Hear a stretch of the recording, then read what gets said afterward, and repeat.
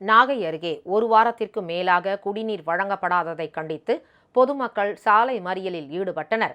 நாகை மாவட்டம் தேமங்கலம் ஊராட்சிக்குட்பட்ட பகுதிகளில் சுமார் 300க்கும் மேற்பட்ட குடும்பத்தினர் வசித்து வருகின்றனர்.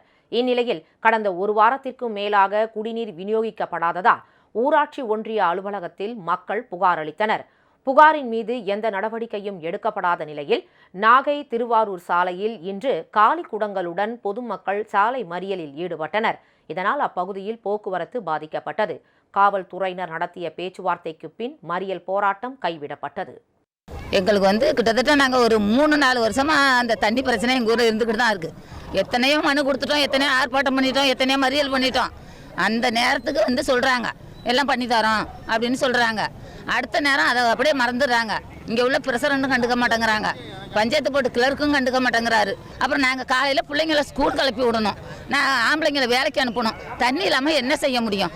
அதனால தான் இந்த திருதுப்புன்னு இந்த போராட்டத்தில் நாங்கள் இறங்கியிருக்கிறோம். பிள்ளைங்களுக்கெல்லாம் குடிக்க தண்ணி இல்லாமல் நாங்கள் எங்கே 8 தூரம் போய் தண்ணி தூக்கி குடிக்கிறோம். அது எதுவுமே கண்டுக்க மாட்டேங்கிறாங்க. பஞ்சாயத்தில் போய் சொல்லிட்டோம், பிரசிடண்ட்கிட்டே சொல்லிட்டோம். பிரசிடண்ட்டும் பார்க்க மாட்டாங்க, கிளர்க்கும் எந்த நடவடிக்கையும் எடுக்க மாட்டாங்க.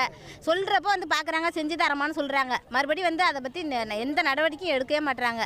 எத்தனையோ வாட்டி நாங்கள் இது மாதிரி இப்போ இது பண்ணிட்டோம், பார்க்கவே மாட்டாங்க. எங்களை கேட்டோம்னா செஞ்சு தரேன்னா சொல்கிறாங்களே தவிர செஞ்சு கொடுக்க மாட்டாங்க. இதேபோல் திருப்பூர் சுல்தான்பேட்டை பகுதியில் 15 நாட்களாக குடிநீர் வழங்கப்படாததால் பொதுமக்கள் சாலை மறியலில் ஈடுபட்டனர். குடிநீர் வழங்கக் கோரி பலமுறை புகார் அளித்தும் அதிகாரிகள் கண்டுகொள்ளவில்லை என அவர்கள் குற்றம் சாட்டினர்.